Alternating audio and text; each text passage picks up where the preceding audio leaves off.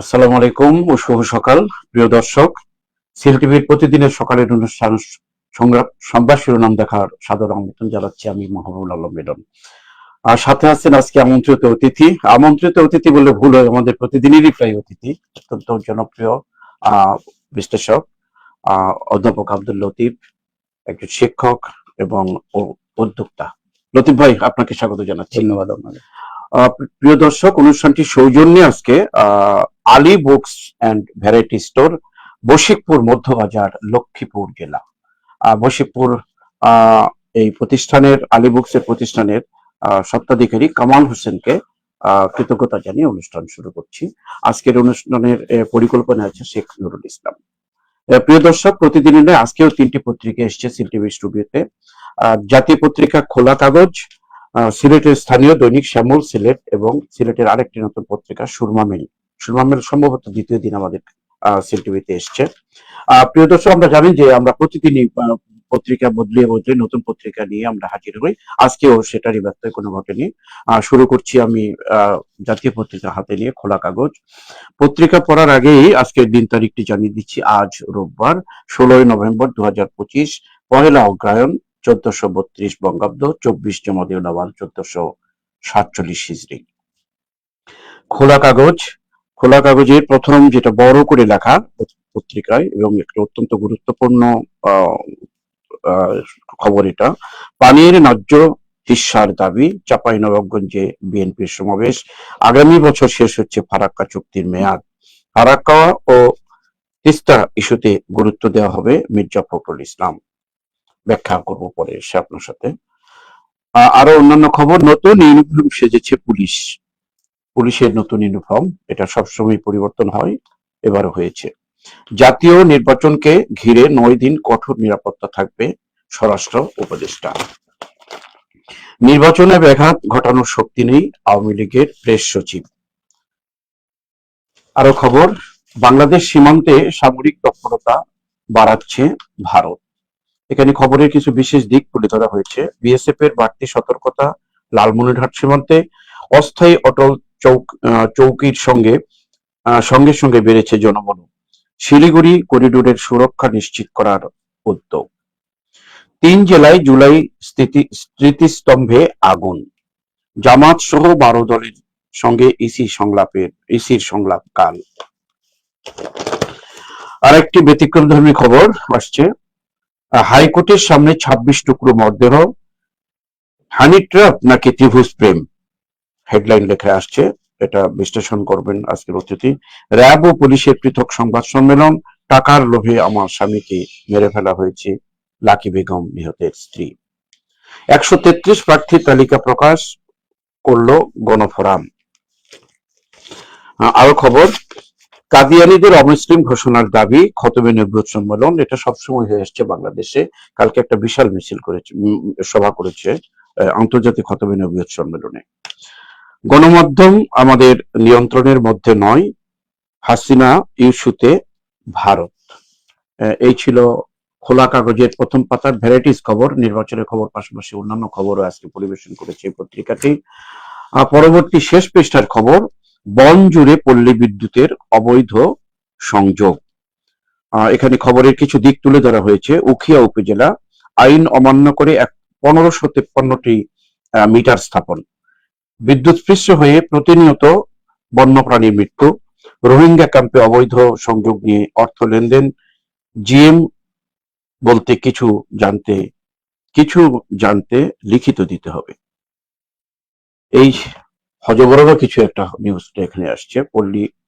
পল্লী বিদ্যুতের উখিয়া উপজেলার একটি চিত্র তুলে ধরা হয়েছে এখানে। সরকারের ঋণ ছাড়ালো 21 লাখ কোটি টাকা, বাংলাদেশের জন্য ভালো খবর নয় একদম। শেখ হাসিনা ছিলেন বিশ্বের সবচেয়ে নিষ্ঠুর শাসক, মেজর হাফিজ বিএনপি নেতা। মেঘনায় বালু উত্তোলনে বাধা দেওয়া 3 জনকে গুলি। গত 3 বারের মতো নির্বাচন হলে দুর্ভোগ নেমে আসবে, গোলাম পরোয়ার, জামাতের সেক্রেটারি জেনারেল। রাজধানীর 3 স্থানে ককটেল বিস্ফোরণ, নারায়ণগঞ্জ বাসে আগুন। 3 জেলায় পানিতে ডুবে শিশুর মৃত্যু। এই মৃত্যু হারটা যেন বেড়ে চলছে, 7 শিশুর মৃত্যু। 3 জেলায় 7 শিশুর মৃত্যু। বোধগম্য করে গণভোটের প্রশ্ন নির্ধারণের দাবি রিজভির। হামাসের প্রভাব বাড়ছে গাজায়, ট্রাম্পের পরিকল্পনা বাস্তবায়নে ধীর গতির সুযোগ নিচ্ছে হামাস। গাঁজা সেবনের প্রতিবাদ করায় সাংবাদিককে হুমকি। এখানে গাজার কথা, এখানে গাঁজা সেবন দুটি পাশাপাশি হয়, একটু বিভ্রান্তিমূলক লাগে দিকটা। আরো খবর, 3 জেলায় বিএনপি প্রার্থী পরিবর্তন চেয়ে বিক্ষোভ। জমি জমা নিয়ে বিরোধ, ঝিনাইদহে প্রবাসীকে কুপিয়ে হত্যা। ইরানে শতবর্ষের মধ্যে ভয়াবহতম খরা। তেহরানে বৃষ্টি, প্রার্থনার নামাজ। আচ্ছা, এত খরা চলছে যে ভয়াবহ খরা, সেখানে নামাজের জন্য, বৃষ্টির জন্য আল্লাহর দরবারে মোনাজাত চেয়ে নামাজ পড়া হচ্ছে। দাম্পত্য কলহে স্ত্রীকে গলা কেটে হত্যা। আসলে কিছু হত্যা, তারপরে হচ্ছে অন্যান্য খবর, নেতিবাচক খবর দিয়ে কিন্তু শেষ করতে হলো। আসছি আজকের অতিথি অধ্যাপক আব্দুল লতিফের কাছে। ধন্যবাদ মিলন ভাই। সেটা হচ্ছে যে এই যে নেতিবাচক সংবাদগুলো, এগুলো শেষ কোথায়? জি, হ্যাঁ, ওই যে শেষ কি হবে ভেবে দিশেহারা। এখন আমাদের সমস্যাটা হচ্ছে শেষ কি হবে ভেবে আমরা দিশেহারা হয়ে যাচ্ছি। কারণ নেতিবাচক সংবাদ তো বাড়ছেই, প্রতিনিয়ত বাড়ছে, এবং মানে একটা তাড়নিক গতিতে বাড়ছে। হ্যাঁ, এই অবস্থায় এখানে আজকে যে সংবাদের মধ্যে দুইটা সংবাদ হচ্ছে, ইম্পর্টেন্ট সংবাদ হচ্ছে পানির ন্যায্য হিস্যার দাবি বিএনপি মহাসমাবেশ থেকে। আরেকটা হচ্ছে বাংলাদেশ সীমান্তে ভারতীয় সামরিক তৎপরতা বাড়াচ্ছে ভারত। হ্যাঁ, বিষয়টা হচ্ছে যে ভারত আমাদের প্রতিবেশী এবং অনেক শক্ত প্রতিবেশী, অনেক বেশি শক্তিশালী প্রতিবেশী। এই অবস্থায় আমাদের নীতিগুলা কি হবে? আমাদের সেনাবাহিনী, আমাদের মিডিয়া যদি দেশের আভ্যন্তরীণ সমস্যা দূর করার জন্য ব্যস্ত থাকে, তাহলে আমাদের বর্ডারের নিরাপত্তা কে দেখবে? এখন আমাদের আভ্যন্তরীণ সমস্যা মোকাবেলার জন্য দেওয়া হয় পুলিশ বাহিনী। এই পুলিশ বাহিনী কেন ইকুইপ না? কেন পারে না সামাল দিতে? হ্যাঁ, এই সামাল দিতে পারে না কেন? তার উত্তরটা হচ্ছে এই সমস্যাগুলা। আপনি বর্ডার দুর্বল করবেন, হ্যাঁ, অবশ্যই দেশের স্থিতিশীলতা, সার্বভৌমত্ব নষ্ট হবে। এটাই স্বাভাবিক, এটাই খুবই স্বাভাবিক। এবং আমাদের 5 আগস্টে পরে যে ঘটনাগুলো ঘটছে, একটা দল টোটাল অবস্থান নিয়েছে ভারতে, এবং ভারতের এই যে সামরিক তৎপরতা বাড়ছে, এটা বাংলাদেশের জন্য হুমকি। এবং এই হুমকি মোকাবেলায় সরকারের উচিত সেনাবাহিনী, বিডিআর সবাইকে, বিডিআর এখন বিজিএ, হ্যাঁ, এদেরকে বর্ডারে রাখে আমাদের বর্ডারকে সুরক্ষিত করা জরুরি। এটা করা হবে কিনা জানি না। এখন আরেকটা সংবাদ দেখে, নতুন ইউনিফর্মে সেজেছে পুলিশ। ইউনিফর্ম বদল হয়েছে, একটা সাইকোলজি হচ্ছে ইউনিফর্ম বদল হলে মানুষের চিন্তাধারা বদল হবে, মাইন্ডসেট বদল হবে, কিন্তু আলটিমেটলি ইউনিফর্ম বদলে যা ঘটে সেটা হচ্ছে একটা বড় ধরনের একটা ব্যবসা হয়। আর দ্বিতীয়ত যেটা ঘটে সেটা হচ্ছে ইউনিফর্ম বদলে আমাদের মাইন্ডসেটটা চেঞ্জ করার জন্য কোনো মেকানিজম নাই। কারণ হচ্ছে একটা বিষয় মিলন ভাই, একজন পুলিশ অফিসার, তার খরচটা কত, তার মাসিক খরচটা কত? হ্যাঁ, তার হয়তো বাচ্চা দুইটা বড় বড় স্কুলে পড়াচ্ছে, হ্যাঁ, ট্রিটমেন্ট ভালো হসপিটালে নিচ্ছে, ওই বেতন কিন্তু তাদের যেখানে আপনার থাকছে তার ভাড়া অনেক বেশি, এবং এমনও হয় যে এক একজনের 2-3টা ফ্ল্যাটও আছে। এই সব মিলিয়ে ফ্ল্যাটের ইনস্টলমেন্ট দিয়ে যাচ্ছে। এই অবস্থায় একে ব্যাক করানো কেমনে সম্ভব, এটা আমার মাথায় আসে না। এই দেশের যে অবস্থাটা চলে, আমাদের পলিটিক্যাল নেতারা তো করাপ্টেডই, কিন্তু পলিটিক্যাল নেতাদের পাশাপাশি আমাদের প্রশাসনে যারা আছে তারা যে কি পরিমাণ করাপ্টেড, পলিটিক্যাল নেতারা কিছু বাদ বাটুনা তাদের লোকজনকে দেয়, এই টাকাটা কিন্তু ইকোনমিতে আসে, কিন্তু যারা মানে প্রশাসনে যারা আছে তারা তো এটা আর কাউকে দেয় না, একদম সরাসরি এটা বিদেশে চলে যায়, অথবা তাদের ব্যক্তিগত কাজে চলে যায়। এই অবস্থায় আমাদের কি হবে এটা চিন্তা করার বিষয়। হ্যাঁ, তো আসলে এইগুলার জন্য দরকার হচ্ছে একটা টোটাল একটা মাইন্ডসেট তৈরি করার জন্য টোটাল একটা মোটিভেশন প্রোগ্রাম চালানো, এবং সমস্যাটা ইন্ডিভিজুয়ালি দেখা, কিভাবে মানুষকে সৎ রাখা যাবে, কিভাবে প্রশাসনের লোকদের সৎ রাখা যাবে, এই চিন্তাই করা দরকার। তার জন্য মূলত হচ্ছে মূল প্রশাসক যে, তাকে সৎ হতে হয়। হ্যাঁ, এবং মূল প্রশাসক যদি সৎ হয় তাহলে আলটিমেটলি সবাই সৎ হয়। হ্যাঁ মিলন ভাই, হ্যাঁ, লিডারশিপের জন্য যে সবচেয়ে বেশি কাজ করেছে উনি হচ্ছে ম্যাক্সওয়েল। ম্যাক্সওয়েলের প্রচুর লিডারশিপের উপর বই আছে, এবং একটা বই হচ্ছে 21 ইনডিফিউটেবল লজ অফ লিডারশিপ। এই 21 ইনডিফিউটেবল লজ অফ লিডারশিপের মধ্যে একটা ইম্পর্টেন্ট ল হচ্ছে ইন্টিগ্রিটি বা সততা। এই সততা লিডারশিপের মধ্যে যদি না থাকে তাহলে আলটিমেটলি প্রশাসনটাই অসৎ হয়ে যায়। আসলে আমরা বই পড়া তো বিষয় না, বিষয় হচ্ছে বই এগুলো জানাই আছে তাদের, কিন্তু তারা শপথ নেয় কিসের নামে? শপথ মুখ দিয়ে উচ্চারণ করে, কিন্তু ভিতরে থাকে হ্যাঁ আসিতেছে শুভ দিন, লুটপাটের দরজা খোলা হোক। হ্যাঁ, এইটা হচ্ছে ভিতরে থাকে সবার, শপথটা মুখ দিয়ে উচ্চারণ করে। হ্যাঁ, আমরা ইমান আনি, মুখ দিয়ে উচ্চারণ করি, অন্তরে বিশ্বাস করি, কিন্তু তারা অন্তরে বিশ্বাস না করে মুখ দিয়ে কথাবার্তা বলে। এই অবস্থার ফলাফল হচ্ছে এইটাই। এরপরে আসেন এই যে নিউজটা নাকি ত্রিভুজ, এইসব বিষয়গুলো এখন রীতিমতো বাড়ছে, হ্যাঁ অবিরাম বাড়ছে। মানুষের মধ্যে মানবীয় মূল্যবোধটা এত নিচে চলে গেছে, টাকার জন্য মানুষ যে কোনো কাজ করতে পারে। এই যে টাকার জন্য একটা হানি টেপে ফেলে একজনকে 26টা টুকরা করে হাইকোর্টের সামনে রেখে দিছে। আরেকটা সংবাদ দেখেন যে দাম্পত্য কলহে স্ত্রীকে গলা কেটে হত্যা, এইসব জিনিসটি হচ্ছে। হ্যাঁ, কোরআন শরীফের কথা হচ্ছে একজন মানুষকে হত্যা করা মানে হচ্ছে একটা জাতিকে হত্যা করা। হ্যাঁ, এটা সমান। এই বিষয়গুলো তো আমাদের হাইলাইট হয় না সমাজে, কোরআনের বাণীগুলো তো হাইলাইট হয় না, এই হচ্ছে প্রবলেম। যদি হাইলাইট হতো, যদি এরকম লোক মিলে এগুলো বলতো, এখন যারা বলে তাদের নিজস্ব চরিত্র এরকম শক্ত থাকে না, বলে যেটা করে না, হ্যাঁ শক্ত থাকে না, সেজন্য মানুষ অনুসরণ করে না। এখন আমাদের দেশে একজন লোক আছে শায়েখ আহমদুল্লাহ, হ্যাঁ খুবই রেসপেক্টেড একজন পার্সন। তাকে দিয়ে যদি আমরা প্রশাসনের লোকদের মোটিভেট করতে পারি, যদি ভালো পথে নিতে পারি, তাহলে হয়তো একটা রেজাল্ট আসবে, না হলে তো এইসব রেজাল্ট আসবে। জাতীয় পত্রিকার পরে স্থানীয় দুটি পত্রিকা, হ্যাঁ আমরা আসছি। হ্যাঁ, তারপরে দেখেন বন জুড়ে পল্লী বিদ্যুতের অবৈধ সংযোগ। এই যে বলা হতো যে সিস্টেম লস, বিদ্যুৎ বায়বীয় পদার্থ না, বিদ্যুৎ উড়ে যাওয়া কোনো বিষয় না, কিন্তু এই যে মানে সরকারি ব্যবসা নিয়ে, সরকারি প্রতিষ্ঠান নিয়ে ব্যবসা, এই ব্যবসার টাকাটা আসলে সবই বিদেশ যাচ্ছে এবং চলছেই, এই দ্বারা চলছেই। হ্যাঁ, আমার স্যার বলতেন যে মিশ্র অর্থনীতি জিনিসটাই আমি বুঝি না, যে সরকারের সম্পদ আবার আমার সম্পদ, তো পানি কোন দিক থেকে কোন দিক যায়, উপর থেকে নিচের দিকে যায়, স্বাভাবিকভাবে সরকারের সম্পদ থেকে আমার পকেটে আসবে। এই যে বিষয়গুলো, এগুলো তো অবৈধ সংযোগ চলছে, ওপেন সিক্রেট। এই ওপেন সিক্রেট সংযোগের বিরুদ্ধে আমরা কোনো ব্যবস্থা নিতে পারছি না, কারণ আমরা টোটালি অসৎ, সেজন্য পারছি না। হ্যাঁ, হাসিনা ছিলেন বিশ্বের সবচেয়ে নিষ্ঠুর শাসক, এইটা বলা হচ্ছে। আবার পাশাপাশি আওয়ামী লীগের ভোট পাওয়ার জন্য বিভিন্ন ধরনের ট্রুপ ফেলা হচ্ছে। সব মিলে আসলে পলিটিক্সটা কোন দিকে যাচ্ছে এটা বোঝা খুব মুশকিল। এই খবরটা দিয়ে শেষ করি, ইতিবাচক খবর আসছে। রাজধানীর 3 স্থানে ককটেল বিস্ফোরণ, নারায়ণগঞ্জে বাসে আগুন। এগুলো হচ্ছে আমাদের পলিটিক্যাল কাজ। আমাদের পলিটিক্যাল কাজ হচ্ছে, আমাদের পলিটিক্স কার জন্য বলা হয়? পলিটিক্স জনগণের জন্য, জনগণের জন্য তার কাজ করে, এটা বলে থাকে। কিন্তু যখন ককটেল মারে তখন এটা জনগণের কথা মনে থাকে না, যখন বাসে অগ্নিসংযোগ করে তখন এটা মনে থাকে না।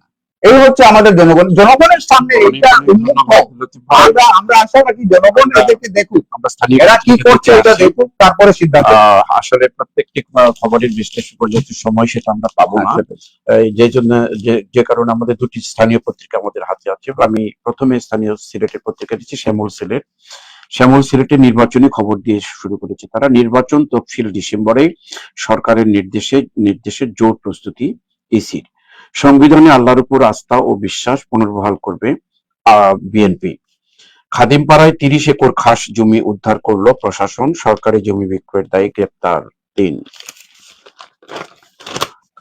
আরো খবর, নিজ ঘরে ঝুলছিল মেডিকেল শিক্ষার্থী লাশ, আবারও মৃত্যুর খবর। মৃত্যু না, এটা হচ্ছে অন্য ধরনের মৃত্যু। জয়ন্তপুরে মত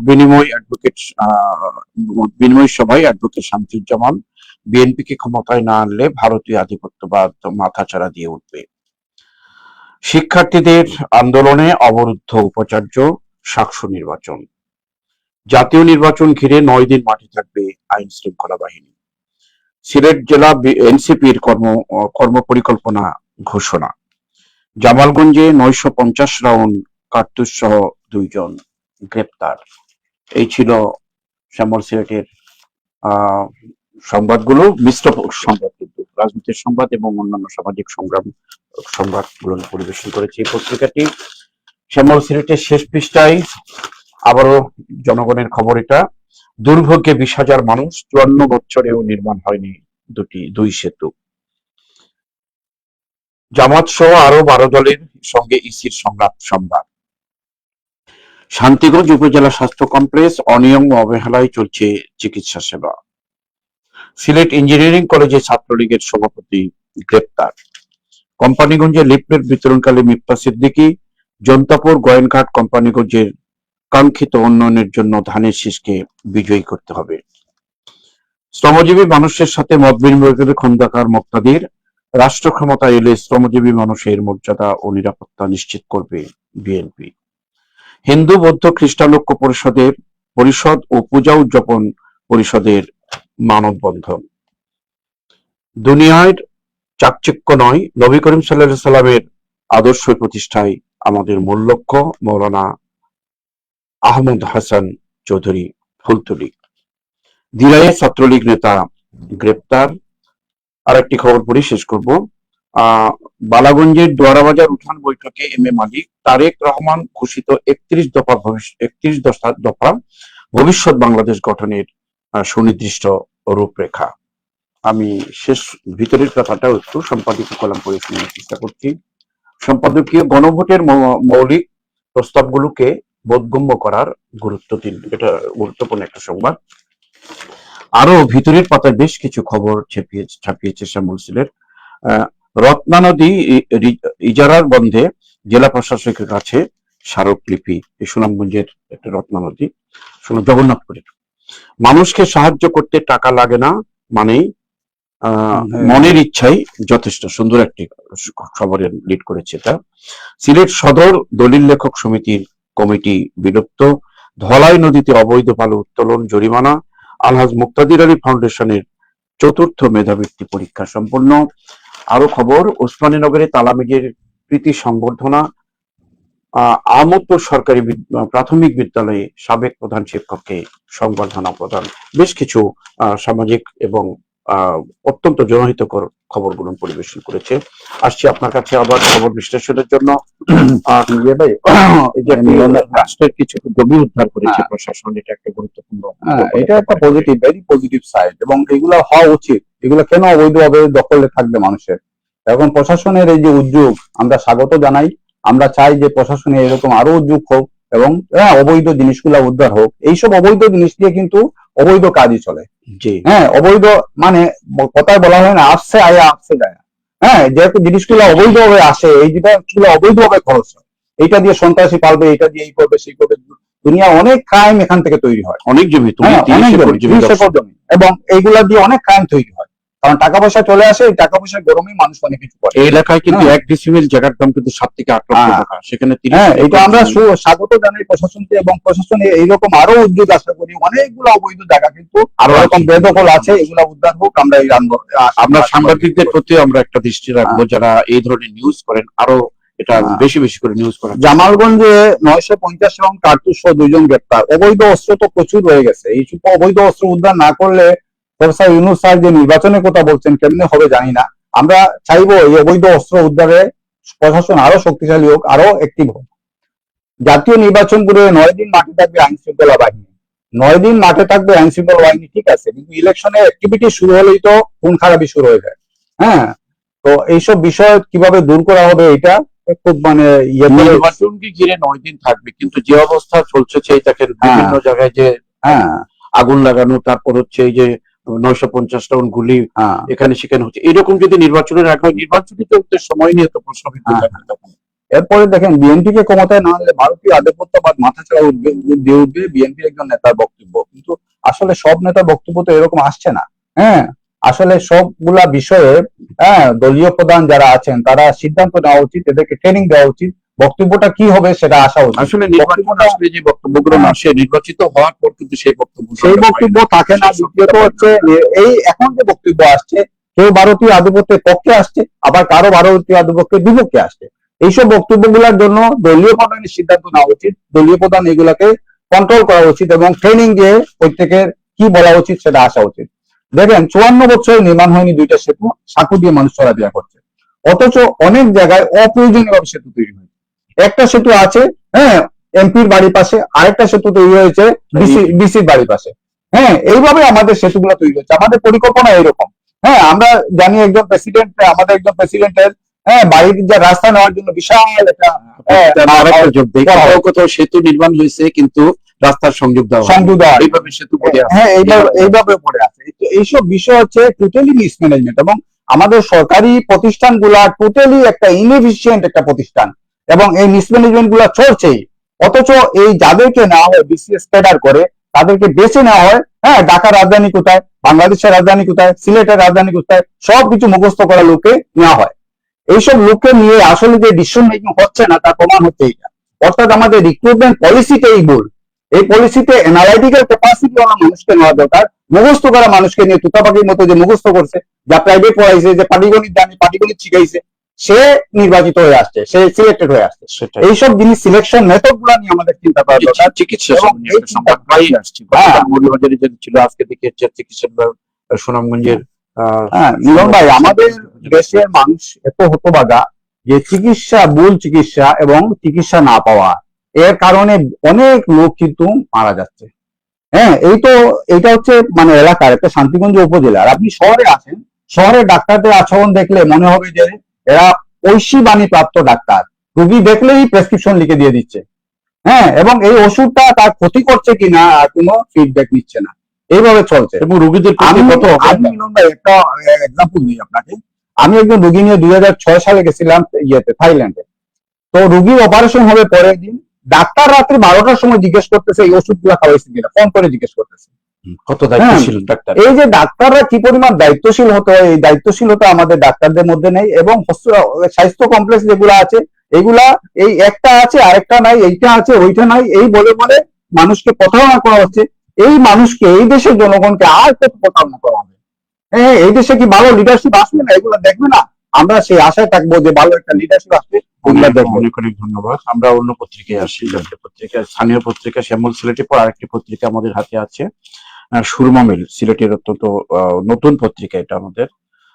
এখানে যে প্রথম যে নিউজটি পড়ে শোনাচ্ছি, সরকার প্রাথমিক বিদ্যালয় স্কুল ফিডিং কর্মসূচির উদ্বোধন। এটা একটা ভালো দিক। 31 লাখের অধিক শিক্ষার্থী পাবে দুপুরের খাবার, একটি ভালো খবর, আশান্বিত খবর। একদম সাকষ্য নির্বাচন ঘোষণায় শিক্ষার্থীদের বিক্ষোভ, আলটিমেটাম। 3 জনকে রাষ্ট্রদূত নিয়োগের সংবাদটি ভিত্তিহীন, প্রেস সচিব। কোনো অপশক্তি নির্বাচন বানচাল করতে পারবে না, আইজিপি। নির্বাচনে নারী ভোটারদের অংশগ্রহণ অত্যন্ত গুরুত্বপূর্ণ। প্রত্যেকটি খবরই কিন্তু নির্বাচনকে ঘিরে। আরো খবর, 2026 বিশ্বকাপে নিশ্চিত হয়েছে যে 30টি দলের অংশগ্রহণ। এ ধরনের ভিন্ন ভিন্ন খবর থাকলে ভালো লাগে। রাজনৈতিক খবর সবসময় নির্বাচনী খবরের পাশাপাশি।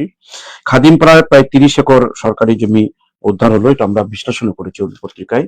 কোম্পানিগঞ্জে বিপুল পরিমাণ মাদক ধ্বংস। এই ছিল প্রথম পাতার খবর। শেষ পৃষ্ঠায় আমরা দেখি, সুরমা মেলের শেষ পৃষ্ঠায় অনেক খবর। নতুন ইউনিফর্ম করে পুলিশ, আগে ব্যাখ্যা করেছেন আপনি।